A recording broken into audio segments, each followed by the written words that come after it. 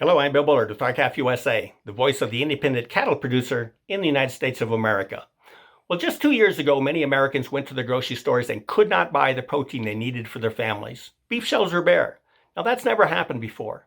Americans have always had an abundant supply of protein, particularly beef, so something went terribly wrong.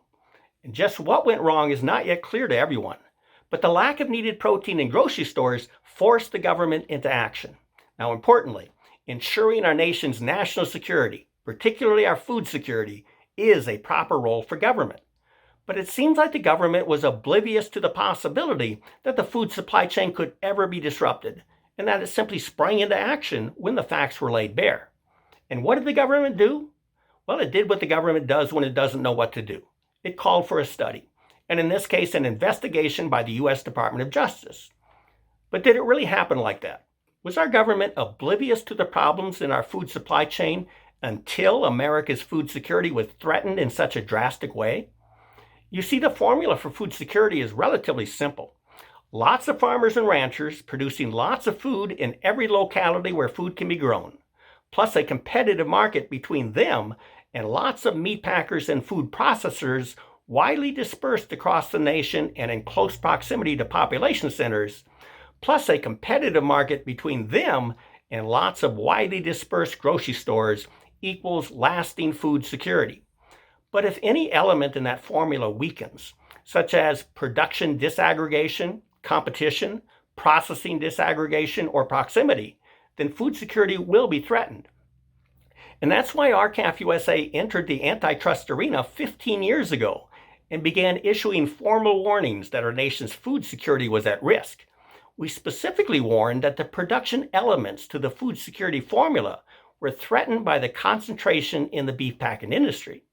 And here's a timeline of our aggressive efforts to force the government into action to preserve our nation's food security. 15 years ago, in 2007, we requested the U.S. Department of Agriculture investigate the buying practices of the largest beef packers to determine if they were weakening competition for cattle. The government took no action. A year later, we requested the U.S. Department of Justice to block the JBS mega merger with Smithfield Beef Group and National Beef Packing Company on grounds that the merger would reduce competition. We also requested state attorneys general join in the antitrust enforcement action, and 17 states did. And in late 2008, we filed our first antitrust lawsuit. We teamed up with the Organization for Competitive Markets and filed a parallel lawsuit against the JBS merger. Ultimately, JBS did not merge with National, but did proceed to acquire Smithfield. The next year, in 2009, we again formally requested the USDA to investigate the loss of competition resulting from the beef packers' anti-competitive buying practices. The investigation took 5 years and resulted in no government action. By 2013, the threat posed to our nation's food security manifested in an antitrust symposium sponsored by the University of South Dakota School of Law. And RCAF USA was invited to have its antitrust paper titled Under Siege, the U.S. Live Cattle Industry, published in the South Dakota Law Review, which then became available to government and private antitrust enforcers all across America. Then in 2016, we requested the U.S. Senate Judiciary Committee investigate the loss of competition in the cattle supply chain. That investigation took over 2 years, but again, the government took no action. Now, frustrated with the government's inaction, but yet undeterred, in 2018, we requested the Commodity Futures Trading Commission to investigate the lack of competition in the cattle futures market. Now, this prompted an invitation to us by the American Antitrust Institute and the University of Wisconsin School of Law to address antitrust concerns in the cattle and beef supply chains.